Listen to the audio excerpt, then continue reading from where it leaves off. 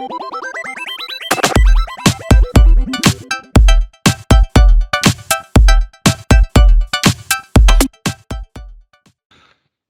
il est 10h02 et on commence.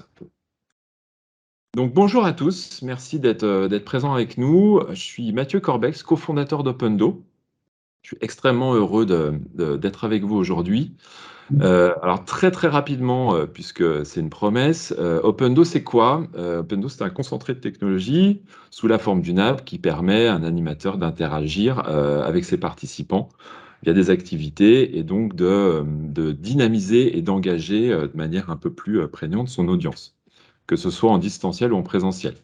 Aujourd'hui, dans un secteur sur les outils digitaux d'animation de formation qui est très concurrentiel, avec des acteurs bien implantés qu'on ne citera pas, Opendo se démarque, en tout cas notre mindset, se démarque avec une proximité qu'on souhaite permanente avec nos clients, en termes d'accompagnement, en termes d'écoute. Et donc, c'est ce point-là qui est important parce que c'est ce que ne font pas ou plus trop nos concurrents, qu'on ne citera toujours pas. Et donc, c'est dans cette optique qu'on a décidé de réaliser le webinaire d'aujourd'hui, parce que vous êtes nombreux à nous avoir fait des retours sur les problématiques de la formation ou des interventions en général. Au-delà d'utilisation d'outils comme Opendo, hein, aujourd'hui, on ne va pas parler d'Opendo, on va plutôt parler de vous et de nous, ce qui nous a donné envie de produire une série de webinaires dédiés à ces sujets, donc aux problématiques de la formation ou de ce secteur-là. Donc aujourd'hui, on va parler des 3 premières minutes d'une intervention publique et surtout comment bien les gérer pour mettre donc la formation, la réunion, la conférence sur les bons rails quand on est l'animateur de ces sujets. Pourquoi on a choisi ce sujet? Alors, c'est un peu plus facile derrière un écran, mais en fait, je suis un grand timide. Mon invité aussi. Donc on est hyper bien placé finalement pour évoquer ce qu'on peut qualifier de l'angoisse ou de la terreur ou de la peur d'une intervention publique. Et donc j'en profite pour vous présenter Joselito Tirados de B2Bad. J'ai l'immense plaisir de l'accueillir pour ce webinaire. Aujourd'hui, avec Joselito, on va parler donc gestion du track, on va parler posture, on va parler storytelling et de comment transformer ces moments de doute en moments de satisfaction personnelle, voire même de plaisir. Joselito, je te laisse la parole. Merci pour l'invitation. Je suis Joselito Tirados, donc je suis un grand timide. Là, c'est là où tout le monde applaudit, généralement. Je suis consultant en marketing digital et plus spécifiquement, je travaille sur un concept qui est le Jobs to be done. Et je vis à Montpellier, j'ai 50 ans et je suis quand même beaucoup moins timide aujourd'hui. Mais c'est plus facile derrière un écran, je confirme. Alors, avant de partir dans le vif du sujet, très rapidement, comme vous l'avez vu, les micros sont ouverts. Donc, si vous souhaitez intervenir, poser des questions, partager votre expérience, c'est exactement pour ça qu'on a laissé les micros ouverts. Donc, n'hésitez pas, même si vous voulez nous couper la parole, il n'y a aucun problème. On ne vous en voudra absolument pas, bien au contraire. Donc, si on parle de timidité, on ne peut pas commencer décemment sans parler de stress, de trac, pardon. Donc le trac, c'est lié à la peur, et la peur, ça peut être amoindri en traitant le corps humain. Donc ça passe par une respiration adaptée, typiquement la respiration abdominale. Donc ça, c'est quelque chose qu'on a décrit. On ne va pas le faire aujourd'hui, hein. Vous n'êtes pas venu pour une séance de respiration, de yoga ou quelque chose comme ça. Non, pas du tout. On l'a décrit dans l'article dont vous verrez le lien en dernière page. Peut-être que vous avez déjà lu l'article. Après, il y a beaucoup d'exercices sur la respiration abdominale. Ils sont tous généralement très bons et très simples à faire. En gros, c'est de respirer avec le ventre et de faire ce type d'exercice avant de monter sur scène, avant de s'exprimer devant un public. Donc ça, c'est première chose. C'est hyper important parce que ça peut engager complètement enfin, ou en tout cas désengager le corps dans la peur du moment. Ensuite, la visualisation positive. Donc ça, c'est un point qui est très très intéressant, qui est très tendance aujourd'hui, mais parce qu'on s'est rendu compte qu'il y avait un gain de performance, même pour les sportifs de haut niveau, de quasiment 30% en travaillant sur ce type de problématique. Donc concrètement, c'est s'imaginer l'intervention, s'imaginer sa performance avec confiance. Donc en fait, on est dans si vous voulez, une espèce de replay en avance de son intervention, et donc de se jouer soi-même ce moment. Donc chercher à imaginer le moment avec le public, chercher à ressentir le moment, chercher à ressentir les émotions qui sont liées au succès et la visualisation de la réussite. Et tout ça, ça va vous faire prendre conscience, ou en tout cas formater le cerveau pour qu'il soit plus en confiance au moment où vous allez commencer votre intervention. Donc il faut le faire. Voilà. Toi, José Lito, tu fais quoi?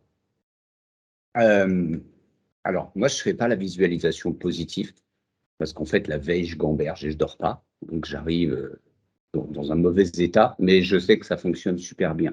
Concernant le track, ce que j'ai gardé, parce que quand on dit, on n'a pas précisé, hein, quand on dit vraiment timide, ça veut dire quoi au juste?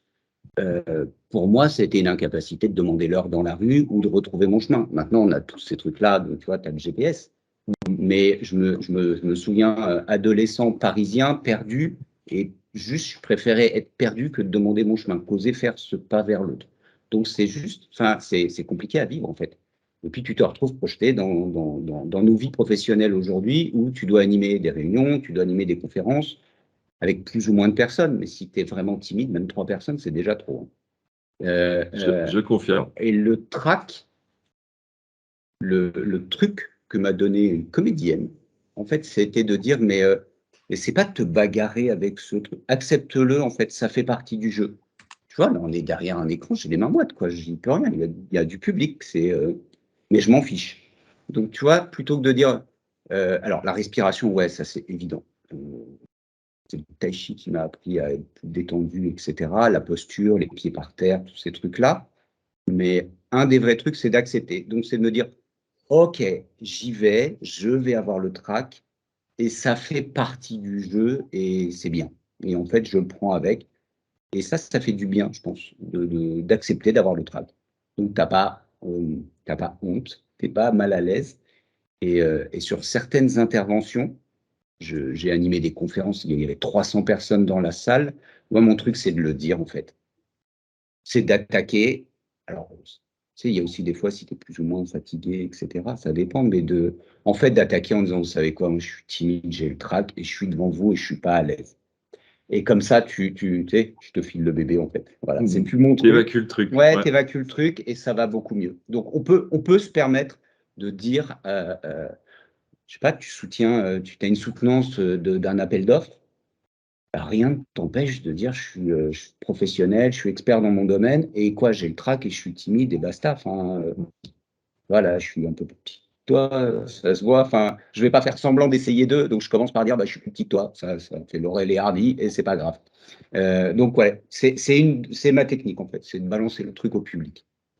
Alors ça, moi, ça m'aurait servi dans mon ancienne vie où je soutenais des pitchs devant généralement le board de société, des pitchs de communication, et j'étais terrorisé, terrorisé, à tel point que finalement, je foirais une fois sur deux mon pitch, alors qu'on avait bossé des semaines auparavant, on était prêt, nickel et tout, et je foirais lamentablement mon pitch parce que j'osais pas faire part de ce track. Et du coup, ça me mettait dans un mindset qui était Ah catastrophique. ouais, ouais, ouais. Et ça se ressentait. Ah oui, mais ça Donc m'est arrivé. finalement, c'était... T'as parlé, ouais, exactement. Donc finalement, je suis d'accord avec toi. À un moment donné, il faut laisser, faut évacuer le truc en parlant, tout ouais, simplement. bonjour, je suis timide, j'ai le trac, je suis devant vous, je suis impressionné. J'ai des étudiants à l'EM Lyon. Quand enfin, tu vois leur parcours, ils sont jeunes et tout, mais tu te dis waouh, ils parlent 4 langues, ils sont déjà allés faire des stages dans plein de pays, tu te dis ouais, ils sont juste impressionnants les minots. Et avouer le truc, leur dire voilà, moi je suis comme ça, j'ai le trac, vous m'impressionnez. Bien. Après, dans des formations, il y a des contextes où dans des formations interentreprises, où en fait personne ne se connaît, tout le monde a un peu le trac aussi. Donc dans l'absolu, tu vois, ça équilibre. Mais ça marche. Franchement, essayez, faites-le, ça marche. C'est un bon plan. Et puis, je dirais aussi qu'il faut prendre également conscience de trois vérités sur le public. C'est un peu ce que tu viens de dire, c'est-à-dire que le public a aussi le trac. On le voit typiquement dans les tours de table. Bon, aujourd'hui, bonjour, on va faire un tour de table. En fait, on n'écoute pas du tout ce que disent Non, les autres, on est non. déjà dans son truc de qu'est-ce que je vais dire sur moi, en mode terreur, quoi. Si je foire ma présentation, je vais être pris pour un con. Donc ça, c'est important de le mentionner. Finalement, tout le monde a le trac dans une assemblée. Mm. Et quand on est quelqu'un qui vient former un public, le public pense que vous êtes l'expert. Donc, on est considéré comme une autorité. Donc, ça, faut en profiter. Grave. Grave. Ça, faut en Ça, c'est profiter. vrai. Il y a autre chose qui est très important à noter, c'est que le public ne veut pas que vous échouiez. Il veut que vous l'informiez, il veut que vous l'impliquiez, il veut que vous ajoutiez de la valeur à ses connaissances. Donc, en tant que formateur, vous avez une vraie carte à jouer à ce moment-là. C'est-à-dire, vous êtes là pour leur donner quelque chose. Et puis, ça peut être un partage bilatéral. Donc, ça, faut en prendre conscience et faut travailler avec. Et puis, le public, votre audience, ne sait pas ce que vous allez dire. Connaît pas les détails de votre présentation. Donc finalement, même si vous vous foirez lamentablement, il ne sait pas d'où vous partiez, il sait juste où vous êtes arrivé. C'est vrai. T'as raison, c'est vrai. On n'y pense pas, mais c'est ça. Ouais, on a l'avantage. C'est ça. On a l'avantage en vrai. Donc il faut en profiter. Un élément important après le track, donc une fois qu'on a réussi plus ou moins bien à gérer son track, il y a la posture. Alors la posture, c'est important parce que là, on parle de communication non verbale, qui représente 55% de la communication globale. Alors, plus de la moitié, ça fait beaucoup. C'est-à-dire, ce que vous dites, finalement, c'est moins perçu que finalement tout le reste. Donc, c'est un peu dur à encaisser, mais il faut le savoir et donc il faut en avoir conscience et il faut également en profiter. Donc, on a différents moyens de travailler la posture. Alors évidemment, l'habit ne fait pas le moine, mais c'est bien aussi d'être bien habillé, enfin en tout cas d'être confiant dans ses propres habits. C'est pour ça qu'on a nommé ça bien dans ses baskets. Le but, c'est pas de s'habiller comme un pingouin ou de s'habiller comme vous pensez que les gens s'attendent à ce que vous soyez habillé, mais plutôt comme vous vous sentez bien. Moi, j'appelle ça l'habit de lumière. Ouais. J'ai rencontré un coach un jour qui m'a dit, OK, si tu as le track, alors c'était typiquement dans ce sujet-là, si tu as le track, tu demandes à chacun de tes amis de t'offrir un vêtement, et le jour où tu vas t'exprimer en public, tu vas mettre tous ces vêtements-là. Donc en fait, tu as une partie de tes amis, tu as une partie de la confiance de tes amis sur toi. Ouais, Et donc, cool. il a appelé ça l'habit de lumière, et je le fais. Alors aujourd'hui, bon, j'ai juste le pantalon, j'ai pas le reste, mais ça me permet de me sentir mieux. Donc, bien dans mes baskets. Ah, c'est important ça. D'ailleurs, en tout cas, pour les hommes, on dit bien un costume. Tu vois, quand tu es commercial ou tu portes le costume, c'est un costume. Donc, tu t'habilles avec ça. Je disais les bullet points, là, mais les mains, la voix, etc., bien entendu. Les mains, c'est un vrai sujet. Ouais, c'est Bonjour. compliqué. Non, ça va pas marcher, quoi. Et ça, c'est les mains, elles racontent tout, elles parlent tout le temps. D'ailleurs, j'avais vu un tips là où il y avait. J'ai vu un reportage sur Angela Merkel qui a cette symbolique. Alors, je ne sais pas si on voit bien sur la caméra, mais elle fait ça en fait avec ses mains tout le temps. Et elle explique, parce qu'elle dit qu'aujourd'hui, en fait, c'est devenu sa marque personnelle et qu'il suffit de faire ça, tu sais que c'est Angela Merkel. Les Allemands savent que c'est elle, tu vois, elle a ce geste-là et tout. Et quand on lui demande l'origine, elle dit bah, je savais pas quoi foutre de mes mains.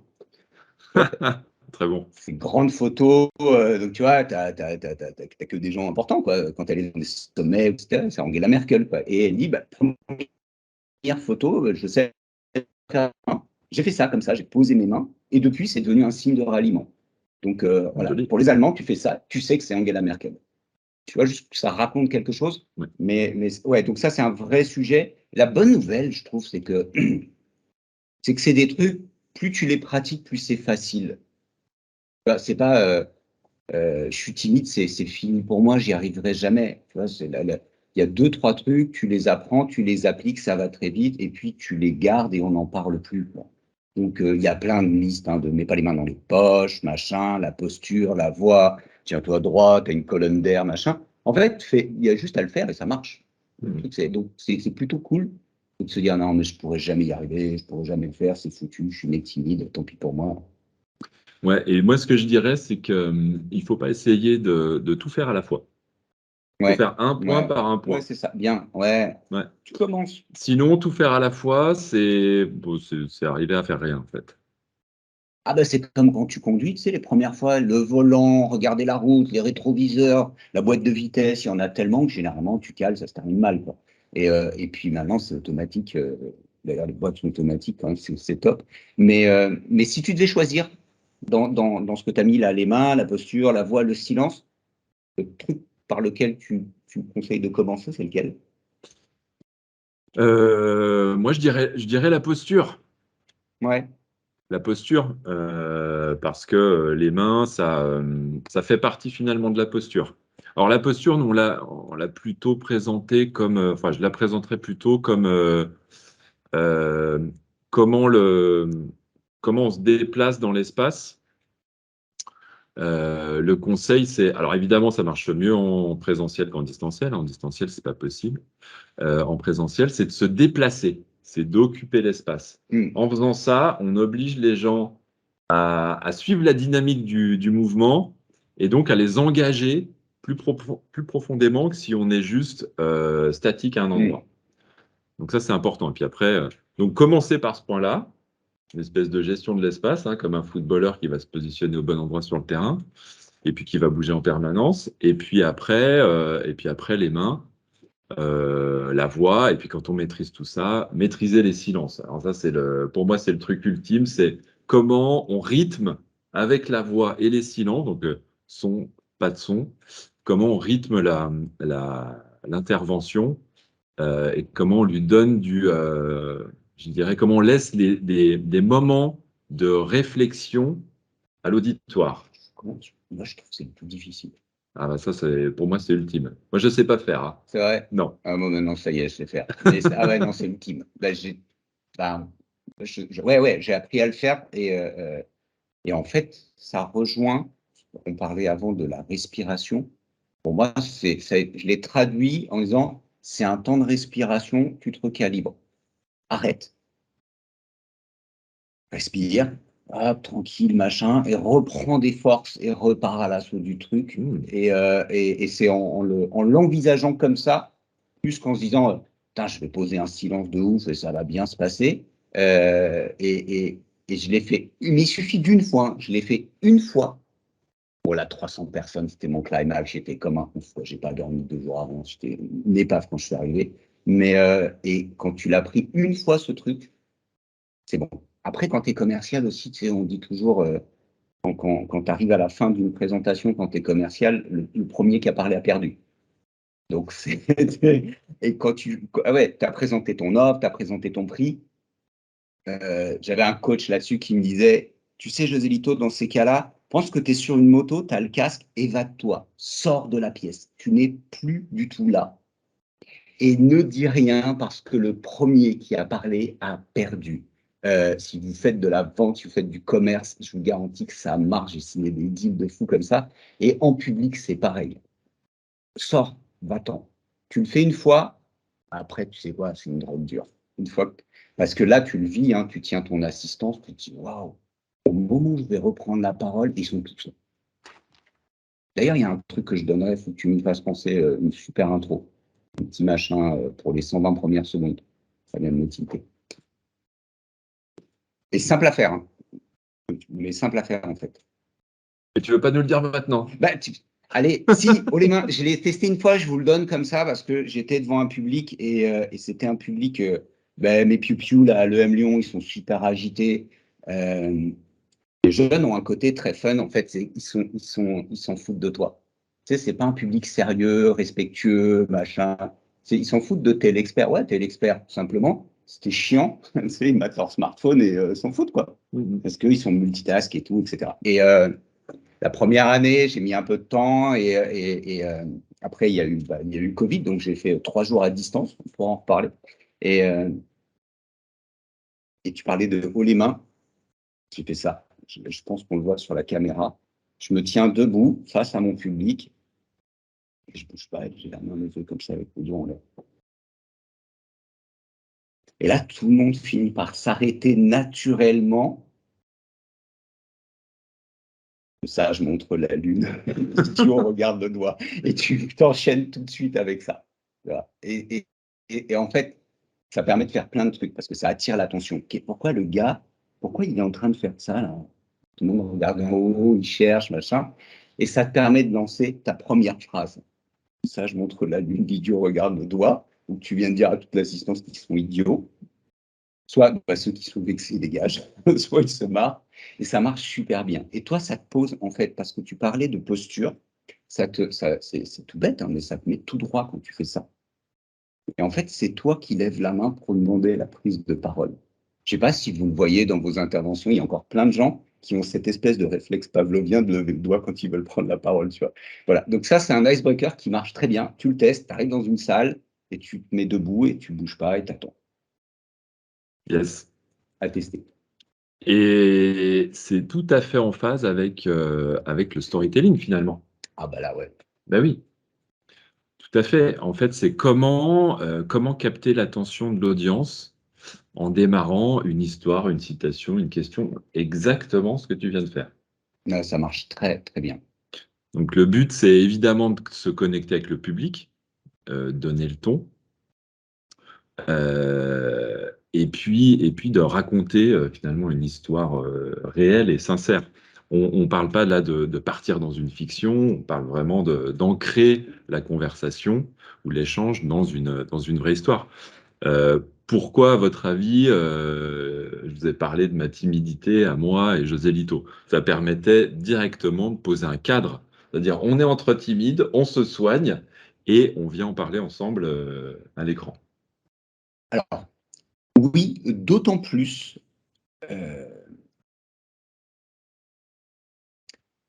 T'as vu le silence, comment tu le places, comment ça marche? On fait des trucs en live, hein, sinon on fait blablabla. Je pense que je discute avec beaucoup de formateurs autour de moi qui animent, je sais pas, ça dépend, une centaine de formations par an, donc tu vois, ça dépote. Hein. Et eux me disaient que je parlais tout à l'heure des jeunes qui sont beaucoup moins attentifs. Et je discutais avec mon pote Arnaud Pelletier, il fait de la formation en gestion, management de projets complexes et des adultes, etc. Et il me dit que le niveau d'exigence a monté ces dernières années. Euh, euh, et cette notion de storytelling, en fait, tu parlais de pitch, les start-upers pitch. Le storytelling, on le voit, Netflix, c'est que ça, c'est que du storytelling, tu vois, il y a l'arc narratif, etc. On est tellement habitué au storytelling aujourd'hui. Je suis un marketeur. Il y a quelques années, tu vendais un produit, basta, tiens, voilà, j'ai un produit, là, les fonctionnalités. Aujourd'hui, c'est fini. Tu veux acheter un smartphone, tu n'achètes pas un produit, tu achètes une histoire. Bla, bla, bla, bla, bla. Ce qui fait que naturellement, on est tous habitués à ça. Et quand tu viens pour une formation, bah, tu t'attends à ce que ça soit cool, quoi. Tu t'attends à vivre une expérience, que ça soit bien, etc. Et si tu as quelqu'un qui arrive, qui dépouille, tu vois, qui dit, bah alors, il y a 300 slides, c'est pas grave, les gars, on a la journée, vous êtes chaud, c'est parti. Mais c'est bon, il prend une étoile, quoi. Il se fait sortir sur Google, quoi. Tu n'en veux plus. Tu veux une histoire. Donc le storytelling, j'ai envie de dire, on n'y échappe pas et ça commence au moment de préparer ces interventions. Euh, mais quand tu dois pitcher un appel d'offres, mon ancien associé Sylvain Davril, on a créé une agence qui s'appelle Merlin et Léonard. D'accord? Moi, Merlin, lui, Léonard. Il pitchait sur des appels d'offres dans des boîtes du CAC 40 et il me disait mais ça va jamais passer, José Lito. Je ne peux pas m'appeler Merlin et Léonard et commencer à parler de Léonard, de Camelot et tout. Ça va pas passer, Brocéliande et tout. Je dis, qu'est-ce que ça te coûte de tenter? Le mec, il est arts et métiers, tu vois, ingénieur pur sucre, 1m90, un grand nounours comme ça. Et la première fois, c'était chez Saint-Gobain. Il a pitché un appel d'offres et il est parti sur Merlin et Léonard, blablabla, etc., etc. Vous pouvez aller regarder sur LinkedIn Merlin et Léonard, Sylvain d'Avril. Il parle que de ça. Il storytell toutes ces histoires, ces interventions sur des sujets complexes. Il parle avec des DSI. Et c'est pas moi qui le dis, c'est lui. Il avait une autre boîte qui s'appelait Sun Tzu, vachement sérieux. Il dit en fait ça marche. Il a osé une fois, il a signé. Et en face, appel d'offres, généralement, c'est tout chiant. Quoi. Et ben ça cartonne, ça marche super bien. Donc, appel d'offres. En vente, n'hésitez pas à raconter des histoires. Ça marche super bien. Donc, préparez-le. C'est pas très compliqué à faire en plus. Voilà, il y a plein de trames de storytelling. Hein, ça serait bien. Je ne sais pas si dans l'article on en partage quelques-unes, mais on en mettra d'autres. Ouais. Mais voilà, ça vaut le coup de travailler ce point-là.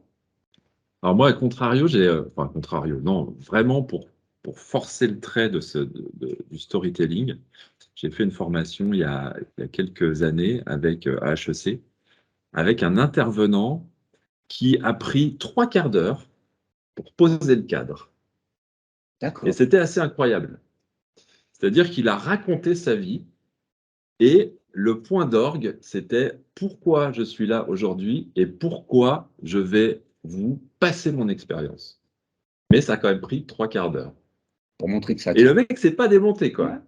Parce qu'il pouvait perdre tout le monde. Il a pris le risque et ça a super bien fonctionné. Et puis regarder des TEDx, parce que ça, c'est en termes de storytelling, 10, 15 ou 20 minutes, c'est un très bon entraînement. Si tu sais pas le faire, je les regarde en mangeant. Je télétravaille, donc je suis tout seul à la maison et je me bouffe du TEDx, mais depuis des années. Hein. Alors maintenant, ça va, j'ai compris comment ça marchait. Mais t'intègres et c'est tout le temps la même chose. Tu t'y attends pas, je vais te raconter une histoire. Et les bonnes histoires, c'est toujours, c'est simple. Hein. Toi, tu es le gentil, il y a un méchant, tu veux faire un truc, tu as plein d'embûches qui arrivent en cours de route. Enfin, pour ceux qui ont des enfants, vous lisez des histoires le soir, c'est bon, c'est ça. Il n'y a pas plus simple que ça. C'est exactement ça, ouais. Raconter une histoire où, comme quand on était gamin, il y a un méchant, il y a un gentil, à la fin, il y a une fin heureuse. Voilà. Donc avec ça, on y arrive. Alors, c'est pas forcément évident de raconter une histoire à chaque fois. Il faut essayer d'être un peu créatif. Mais moi, mon conseil, c'est d'oser raconter une histoire, comme vient de le dire José Lito avec Merlin et Léonard. Voilà, inventer un contexte dans lequel une histoire réelle va s'inscrire, et puis vous y allez, hein, tout Et il n'y simplement. a pas de sujet, qui ne permettent pas de le faire. Hein. Ça n'existe pas. Non, la dernière formation dont on m'a parlé, c'était Naval Group. Tu te dis comment tu vas arriver dans une boîte comme ça et faire du storytelling et y aller à fond, etc. Ça marche. Je ne peux pas vous dire l'histoire du storytelling, mais je vous le garantis que celui qui l'a fait m'a confirmé, ça marche. Et on l'a travaillé ensemble. Donc, il n'y a pas, il y a aucun secteur d'activité où tu ne peux pas le faire, en fait. Euh, Après, il y a des choses qui peuvent être pas mal aussi. Je ne sais pas si tu le fais, toi, José Lito. C'est commencer. Alors, tu l'as dit tout à l'heure, tu commences avec une citation, Entrant la lune. Il y a aussi poser une question rhétorique. Alors ça, moi, je l'ai fait justement à HEC. Commencer une intervention en impliquant directement le public sur son utilisation ou ses habitudes sur un sujet donné. Alors là, en plus, c'était la consommation de vin, donc c'était hyper facile. Je pitchais pour une appli autour du vin. Donc sur la consommation de vin, les habitudes de consommation et la connaissance du vin de mes participants. Et ça engage tout de suite, quoi. Mm. Ça engage tout de suite, c'est-à-dire qu'il y a une discussion qui se crée, même si, à la limite, la réponse n'est pas importante. C'est pour ça qu'on parle de questions rhétoriques. La réponse n'est pas importante. On veut juste engager le public. Et une fois qu'on l'a engagé, une fois qu'on l'a hameçonné, allez, c'est parti, quoi. Là, derrière, ça permettait de dérouler super facilement toute une histoire, tout un argumentaire. Ah, c'est bon ça, ouais. Ouais, moi j'aime bien aussi cette technique, ça passe bien. Et quel que soit le nombre de participants, en fait, parce que là, on peut parler de formation, tu peux parler de trucs, mais tu peux avoir une salle avec 500, 1000 personnes, tu vas attaquer le premier rang, hein, mais ça marche aussi, en fait. Ça marche super bien. Ah, c'est un bon truc, bon tips. Carrément. Ensuite, on a tout ce qui est stimuler l'essence de l'auditoire, utiliser des accessoires. Alors ça, moi, j'ai jamais fait. Euh, Alors, utiliser des accessoires, bon, faut pas le sortir du contexte, mais encore une fois, faire preuve de créativité, amener un objet, travailler les visuels qui vont poser le discours. On est typiquement là-dedans. Mm. Alors, les visuels, c'est un peu le b.a.-ba, hein. Moi, j'ai bien aimé cette nana qui s'envole avec son laptop, je l'adore. Elle me fait vraiment délirer. J'adorerais voir un formateur arriver comme ça dans la salle de formation. Ça, je serais vraiment en kiff. Surtout qu'ils ne se mettent pas une rêche à l'atterrissage. Euh, mais euh, mais c'est engager l'auditoire dans une certaine dynamique disant, OK, on a envie d'être fun, on a envie d'être mystérieux, on a envie je sais pas, de faire un escape game. Il faut écouter tout du long, sinon vous pouvez pas sortir de la formation. Enfin, voilà, ça peut être des choses comme ça. Et il faut y aller, quoi. Il faut oser. Ouais, et utiliser la techno quand ça marche pas, hein, faites-vous plaisir. De toute façon, ça marche rarement. Mais ça aussi, tu vois, si tu parles d'accessoires, parce que je me suis vu combien de fois avec des bouts de prise, des machins, des micros, des trucs qui marchent pas, mais pas hésiter à utiliser. Euh, D'ailleurs, ce geste magnifique de Barack Obama qui lâche le micro. Tu vois l'utilisation de l'accessoire. Bam, c'est devenu un mème, quoi. Donc, je sais pas si tu peux lâcher. Non, on peut le faire. Là, on a un micro, mais on peut pas le Non, on lâcher. va pas le Surpris. lâcher. Non, on va pas le lâcher. Quel Faut s'en dommage. servir. Mais ça marche. Ouais, c'est un bon truc. Bon, voilà, on a dit pas mal de choses. Ce qu'il faut retenir de tout ça, 3 points. Alors évidemment, on a parlé respiration, visualisation positive, on a parlé du corps. Donc ça, c'est plus sur la relation à l'intervention physique en public. Et puis après, tout ce qui est storytelling. Alors, je pense qu'il faut, comme on l'a dit tout à l'heure, il faut travailler un point par un point. Il ne faut pas du tout essayer de faire tout d'un seul coup. Le storytelling, même si on l'a mis à la fin, c'est quand même quelque chose d'important. Mm. C'est comme ça, c'est avant tout le contenu plutôt que le contenant qui va passionner votre auditoire, même si le contenant n'est pas encore au top, un peu branlant, vous ne savez pas quoi faire de vos mains, vous bégayez, c'est pas grave, du moment que le contenu est bon. C'est ce qu'on a essayé de faire aujourd'hui, j'espère qu'on a réussi. Et puis, il y a toutes ces infos sont reprises dans l'article qu'on a publié sur ce sujet. Donc, vous avez le lien en QR code dans cette slide. Est-ce que, alors, j'ai pas regardé si on parlait à des gens, à des vrais gens. Est-ce que vous avez des questions? Est-ce que vous voulez réagir sur ce sujet? Christine, qui a levé la main. Ouvrez le micro. Vamos. C'était il y a longtemps, en fait. Je voulais vous applaudir au tout début. Ah, merci. Mais en fait, voilà, au lieu d'applaudir, j'ai levé la main. Je n'ai pas trouvé le. C'était. Vous Voilà. pouvez applaudir à la fin, Christine, il n'y a aucun Mais problème. j'ai applaudi à la fin, alors voilà. Mais du coup, j'ai laissé la main levée. Non, écoutez, je vous remercie pour ce partage d'expérience. C'est toujours agréable d'être entre pairs et de pouvoir échanger, vous écouter avec sincérité. C'est vrai que le track, moi par exemple, je suis confrontée aussi et pourtant ça fait 15 ans que j'exerce et les 3 premières minutes, j'ai toujours le track. Donc, c'est apparemment normal, hein. C'est quelque chose de tout à fait normal. La respiration, j'ai beau maîtriser, c'est pas toujours facile quand le trac vous envahit d'arriver à reprendre son souffle, comme vous l'avez évoqué. Parfois, voilà, ça monte et c'est le temps en fait qui permet de repositionner. Enfin, en ce qui me concerne, j'ai ce sentiment que c'est le temps qui repositionne et qui me place dans la situation et qui me permet de démarrer. Mais j'ai toujours ces 3 premières minutes comme vous, voilà. Mais en tout cas, enfin, moi, la respiration, ça ne fonctionne pas suffisamment. Mais bon, voilà, j'ai bien entendu, mais c'est intéressant de savoir qu'on n'est pas les seuls à être confrontés. Et je pense que vous, c'est pareil, ça dure, hein, ça ne s'arrête jamais, en fait, hein, c'est le trac.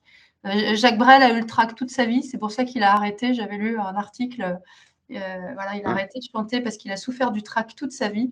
Donc, je pense que c'est quelque chose qui fait partie de notre métier. Qu'on soit sur scène ou qu'on soit face à 3 personnes comme vous l'avez évoqué, c'est la même chose, en fait, et la réaction physique est la même. Voilà, en tout cas, moi, je n'avais pas de questions spécifiques, mais je vous remercie pour cet échange. C'était Si. Merci à vous. intéressant. Frédéric, qui lève la main. C'est pour nous applaudir aussi, Frédéric. Non, mais c'est vrai que j'apprécie toujours d'échanger sur ces sujets-là. Je voulais revenir juste sur 2 choses. La première, effectivement, c'était pour confirmer que quand on pose une question qui implique l'auditoire, ça marche toujours mieux. Et puis, ça permet aussi de savoir ce que les gens ont dans la tête dès le départ. Moi, je fais de la formation.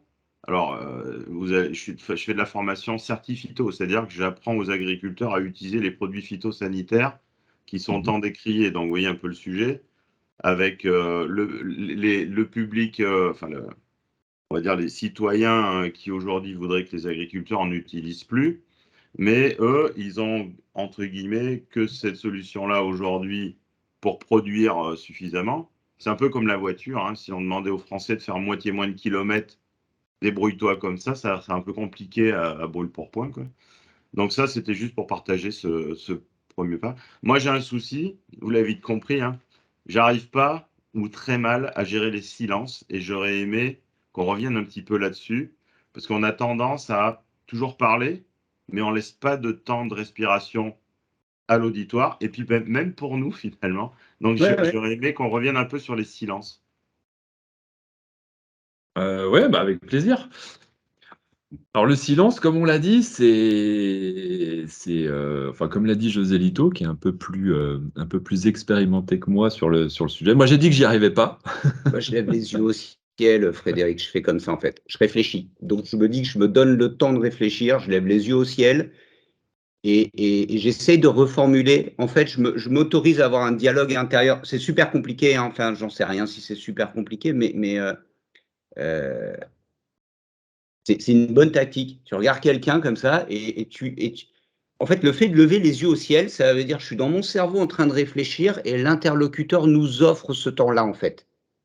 Un des trucs, je pense que c'est de comprendre que les autres nous donnent le temps aussi de réfléchir. C'est encore un truc de l'école. J'espère qu'il n'y a pas de gens de l'éducation nationale, on va se faire des potes encore, tiens. Mais on nous a tellement appris à lever la main, bon, pourquoi pas, mais surtout à répondre super vite. Donc, on a passé des années à l'école où, mais tu avais une prime si tu répondais, mais je sais pas, enfin, moi je suis de l'école j'ai 50 balais, et c'était au premier qui levait la main et qui répondait, et il avait un bon point, là, une image ou un truc dans le genre. Donc, on s'est habitué à donner tout le temps des réponses super vite, et on ne se donne pas ce temps de réflexion, simplement de dire, tu viens de me poser une question, ben, donne-moi 2 secondes, je processe, je mouline. Voilà, ok, comment on gère le silence? Ben, j'en sais rien en fait. Il faut que je cogite 2 secondes pour préparer ma réponse.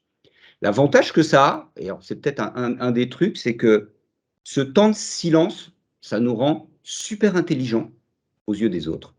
À notre égard, peut-être pas, mais et en fait, ça donne d'autant plus de valeur à ce qui va arriver juste après. Vraiment. Donc, faut se le concevoir, faut se l'imaginer comme ça en disant, et on le fait tous, si je veux dire quelque chose qui a de la valeur, je me tais. Alors, la réponse à cette question, c'est Et là, tu te dis, waouh, le gars, il s'est bien cogité, le truc, il me donne un truc de très haut niveau, en fait. Ce qui est vrai ou pas, en fait. Mais tu vois l'idée? Et c'est comme ça que je l'imagine. Après, Frédéric, c'est l'entraînement. Vous savez quoi, commencer à la maison, hein. Essayez. Vous avez des enfants? Oui, oui, 3. 3? Ouais, bah, essayez avec eux, vous allez voir. Vous devez le faire de temps en temps quand ils vous demandent, je ne sais pas quel âge ils ont, mais s'ils vous demandent la permission de sortir, vous voyez le suspense, vous ne répondez pas. Et essayez, après c'est comme l'apnée, 1 seconde, 2 secondes, 3 secondes, à chaque fois un petit peu plus, et ça va venir assez naturellement après. Mais vous avez raison, hein, de vous consacrer là-dessus, d'y travailler et de se dire parce que ça marche, parce que c'est redoutable d'efficacité.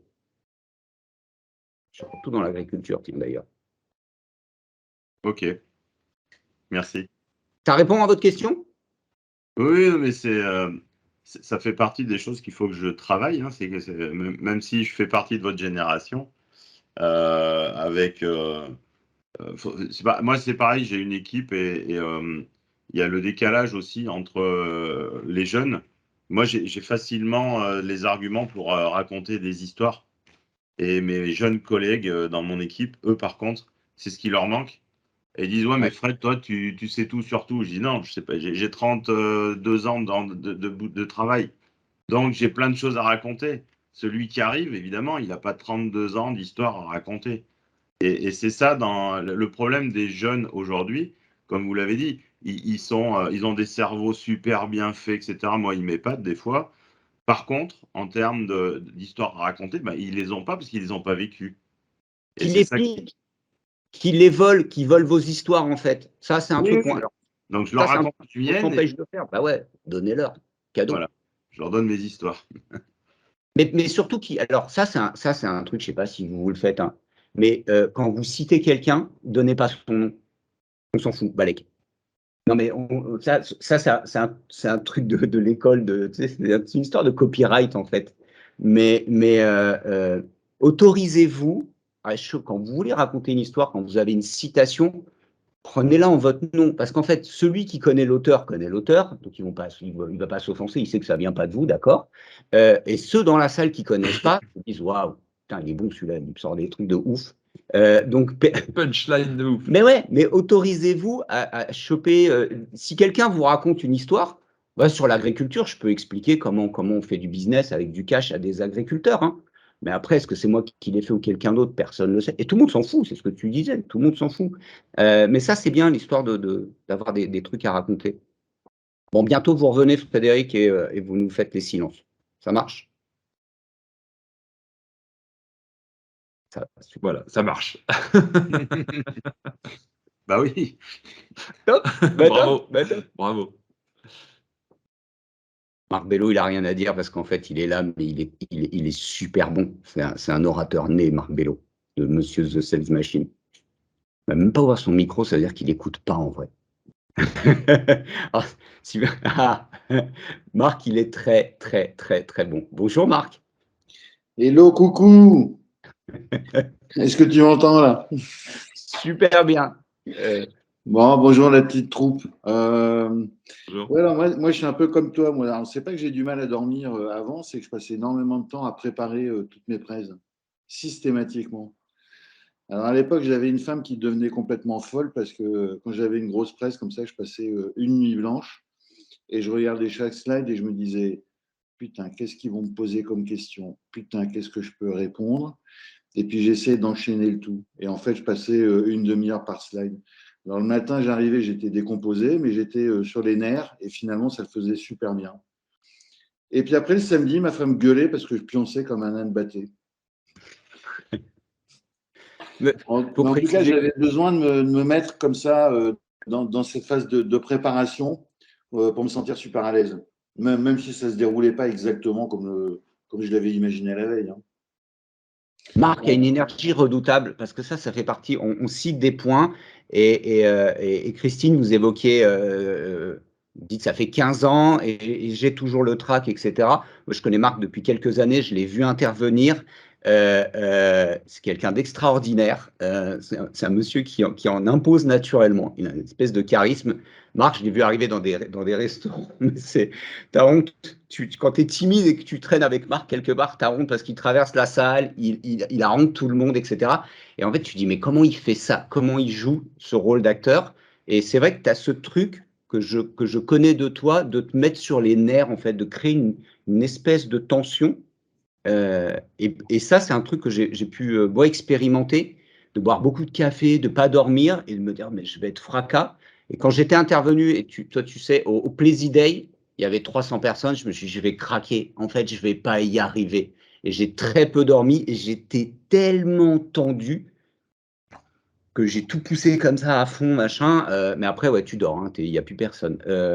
Accepter sa nature aussi, pas se travestir, en fait.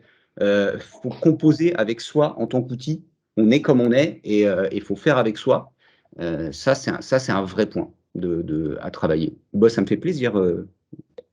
T'as un tips à partager avec nous, Marc, quand tu prends la parole, quand tu défends quelque chose, souvent. Non, j'essaie surtout d'être super clair dès le début de l'introduction et de leur raconter ce qu'on va voir aujourd'hui et de leur poser des questions et tout de suite leur poser des questions. Sur quoi vous voulez passer un petit peu plus de temps? Quel est votre pain principal, le genre de truc? Enfin, je ne parle pas des pains, hein, je parle plutôt des trucs à améliorer d'ailleurs. D'accord. Ok. Ouais. Noël, vous avez un truc? On est là pour se partager nos trucs. Le micro, il est là, oui, bonjour. Bonjour. Ouais. Qu'est-ce que je peux partager? Bah, moi, j'ai une expérience de théâtre et du coup, je pense qu'évidemment, c'est très connexe à la formation ou en tout cas à diffuser du savoir, puisqu'en fait, le storytelling, c'est exactement ce qu'on fait au théâtre. C'est-à-dire qu'on va raconter une histoire à laquelle le public doit croire. Donc, du coup, bah, on doit l'embarquer et c'est un peu ça, quoi. Il y a une espèce de... Comment dirais-je, il faut convaincre le public que ce qu'il est en train d'écouter et de voir, c'est vrai. Donc, il y a une posture à avoir, il y a donc tout ce que vous avez dit sur, d'ailleurs, c'était super, tous les points que vous avez abordés, puisque ça m'a fait penser justement au théâtre. Sur la respiration, la voix, alors vous n'avez pas parlé de la voix non plus, pas spécialement, mais c'est pas grave. La posture notamment, etc. Et en fait, moi, ce que j'ai expérimenté, notamment donc par le théâtre, c'est moi j'ai toujours en fait un tempo dans la tête, et ce qui fait que ça me permet justement d'avoir une idée justement du break, du silence, etc. C'est-à-dire qu'en fait, ça permet vraiment de finalement de composer avec cette musique par rapport à ce que je vais dire, au flot de la parole, etc. Donc il y a vraiment un truc qui est un peu basé là-dessus. Enfin, moi, je sais que je me base là-dessus quand j'ai fait du théâtre. J'en fais plus aujourd'hui, mais mon expérience, c'était un peu ça, quoi. Et bon, voilà, quoi. Et après, par rapport au track, en fait, c'est à peu près ce que vous avez dit, c'est-à-dire, moi, je m'en sers en tant qu'énergie, quoi. C'est-à-dire, c'est la transformation d'énergie. De toute façon, tout est là, hein. C'est-à-dire la peur, le trac, ces difficultés-là, en fait, il faut pouvoir, c'est pas toujours évident, évidemment, mais de la transformer en énergie pour justement s'en servir, tout simplement. C'est-à-dire la peur, on va s'en servir à un moment donné pour exprimer la peur. Alors, d'une certaine manière, hein, évidemment, si c'est pas le sujet, on essaiera différemment, mais c'est ça. Et par rapport au silence, justement, je trouve que ce que tu as dit, je hésitais sur le silence, c'était intéressant parce que il y a en fait, le silence, surtout aujourd'hui, par rapport à dans le monde dans lequel on vit, qui est très bruyant, en fait, on remplit absolument tout. C'est-à-dire, il faut remplir tous les silences. Et du coup, quand il y a un silence, alors là, c'est très fort. Et du coup, en effet, on a une position de force avec le silence. Et comme pour la musique, puisque je fais aussi de la musique, si on veut exprimer du bruit, il faut mettre du silence avant. Et si on veut exprimer du silence, il faut faire du bruit avant, en fait. Il y a cette notion, encore une fois, de tempo, de break, d'un seul coup, de contraste, en fait, justement. Et le silence est très, très fort si on arrive à l'assumer. En tout cas, ça, c'est sûr que là, le public, il peut être médusé. Il dit, bah, qu'est-ce qui se passe? Il y a plus de... J'entends plus rien, en fait. C'est un peu comme... voilà. Et tu as un truc pour ça, pour travailler le silence? Parce que Frédéric posait la question. Pour travailler le silence, bah, en fait, moi, j'ai mon tempo dans ma tête, en fait. Donc, du coup, du coup, il y a un côté un peu, il y a un côté. Après, c'est toujours pareil, c'est de la, comment dirais-je, du subterfuge, en fait. C'est-à-dire, c'est quand j'allais dire, parfois ça vient naturellement parce que si ça devient trop bruyant, si on sent que dans le flot des paroles, on commence à se perdre nous-mêmes, c'est-à-dire de blablabla, d'un seul coup, on s'arrête. Et là, d'un seul coup, on dit, bah, qu'est-ce qui se passe? Il n'y a plus de micro, il n'y a plus de. Du coup, le public, hop, il se recentre, j'allais dire, sur vous, quoi. Voilà. Ok. Ah ouais, bien, ouais, c'est juste ça. Pas mal. Bonjour Aude. Je fais le truc pour que tous les micros s'ouvrent. Alors, Aude, Bonjour. un petit échange. Bonjour. Est-ce que vous avez un truc à nous donner? En fait, le webinaire Alors pour moi, trouver. Ou un doute à exprimer. Comment? Ou un doute à exprimer. Non, alors moi, cette histoire de silence, ça m'a interpellée et je me suis demandé, parce qu'en fait, je pense qu'il y a 2 silences à la réflexion. Il y a le silence de la réflexion, justement celui que vous avez décrit. Et puis, je pense qu'il y a un autre silence potentiellement qu'on peut anticiper et qu'on peut peut-être préparer dans sa présentation, de se dire à ce moment-là, ça serait bien que je fasse une pause dans mon truc. Et du coup, celui-là, qui est un silence de respiration, de moments de transition potentiellement, etc. Et du coup, je me disais, celui-là, on peut peut-être le préparer. Autant l'autre, c'est plus une attitude, un entraînement, une pratique. Autant le second, celui que j'amène avec vous là, je me dis, il est peut-être, il peut faire partie de ce qu'on construit dans sa présentation. Voilà, c'était ma réflexion en fait en vous entendant. Joli. Ça rejoint un peu ce que dit Noël, en fait, de dire comme j'ai un tempo, ben je sais à quel moment. Ah, c'est bien ça, merci Aude. Ah, c'est cool ça. Oui, ok. Ah, bien joué. De le prévoir dans la chanson, quoi. Oui, c'est ça. Je me dis, alors bon, évidemment, c'est pas tout ce qu'on peut faire parce que je pense qu'il y en a qui sont spontanés et voilà. Mais par contre, dans des phases de transition, ça peut être. Je pense que potentiellement, ça peut s'envisager. Voilà. Ah, cool. Ah, je garde, je prends. Merci beaucoup.